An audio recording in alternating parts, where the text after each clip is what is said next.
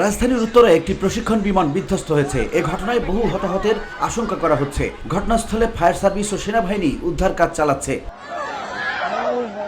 এ ঘটনায় বিএনপির ভারপ্রাপ্ত চেয়ারম্যান তারেক রহমান যুবদল, স্বেচ্ছাসেবক দল, ছাত্রদল এবং বিএনপির স্বাস্থ্য টিমকে আহতদের সহায়তায় দ্রুত ঘটনাস্থলে যাওয়ার নির্দেশ দিয়েছেন।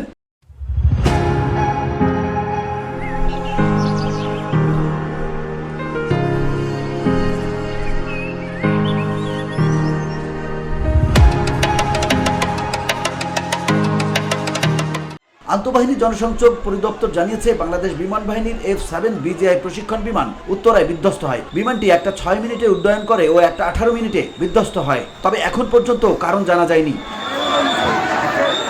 VOD Bangla news desk.